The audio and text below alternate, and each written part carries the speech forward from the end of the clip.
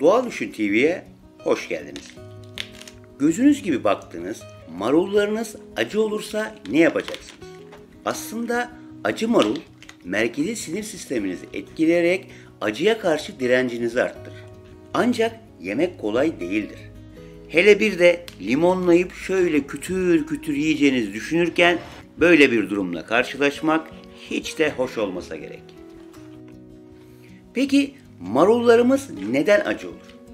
Bu videoda çeşit farklılığı gözetmeden marulların neden acı olduğunu ve bunu engellemek için neler yapabileceğimizi göreceğiz. Öncelikle neden acı oluyorlar onlara bir bakalım. Yapraklarda azot oranının artması, sıcaklığın yüksek olması ve buna bağlı olarak tohuma kalkma hazırlığı, yüksek oranda demirli gübre uygulanması, toprağınız sıkışıksa ve su stresi de marulun acılaşmasına neden olabilir. Şimdi teker teker bu nedenleri nasıl ortadan kaldırabiliriz ona bakalım. Yapraklarda azot birikmesi sadece marullar değil, yapraklarını yediğiniz bütün sebzeler için ayrı bir sorundur. Toprağa uyguladığımız azot aynı kalsiyum gibi yapraklarda birikir. Bu birikme nitrat formunda olursa bir miktar acılık hissedebiliriz. Ama nitrit formunda olursa ayrıca oranlarının yükselmesi durumunda bizi zehirleyebilir. Çoğu ıspanak yenilmesi sonrasında yaşadığımız zehirlenmeler aslında ilaç kullanımına bağlı olmayabilir. Fazla nitrit birikmesinden dolayı olabilir.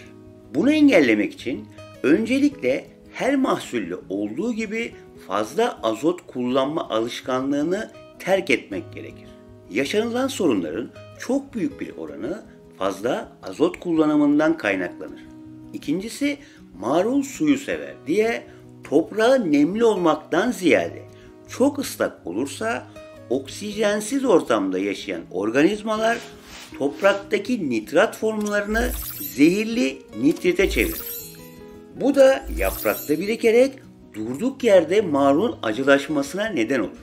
Marul sularken şu ilkeyi benimsemek gerekir. Sık ancak az sulamak. Damlama kullanıyorsanız günde 20 dakika yeterlidir. Sıcaklığın yüksek olması marulun acılaşma nedenlerinden biridir. Sıcaklık yükseldiği zaman artık öleceğini farz eden marul tohum bağlamaya çalışır ve bu mekanizma devreye girdiği zaman yapraklarda acılaşma başlar. Bu nedenle zamanlamayı çok iyi ayarlamak gerekir ve olgunlaştığı dönemde sıcaklık 20 derecenin çok üzerine çıkmaması gerekir. Bunu da ayarlamak için tohumdan üretim yapıyorsanız tohum ekimi ile hasat arasında çeşidine göre 2 ay ile 3,5 ay arasında bir süre gereklidir ki bunu hesaplayarak bölgenizde ne zaman marul dikmeniz gerektiğini anlayabilirsiniz. Yüksek oranda demir gübresi alan marullar acılaşmaya başlar. Genelde amatör üretimlerde demir gübresi kullanılmaz. Ancak toprağın pH'i düşük ise marulun demir alımı da o oranda hızlı olacaktır. Bu nedenle toprağın pH'inin çok düşük olmaması gerekir. Sıkışık toprak her üründe olduğu gibi marulda da sorundur. Ancak marulda büyük sorundur. Kökleri sıkışıklığa hiç gelemez ve hemen bunu yapraklarda acılaşmayla belli eder. Toprak sıkışmasını nasıl önleriz videomuzu izleyebilirsiniz. Su stresi yaşattığınız marul ister istemez acı olmaya başlar. Bu nedenle sık ama çok fazla olmayan sulama rejimiyle dengeli bir su vermeye alışkanlık edinmeniz gerekir.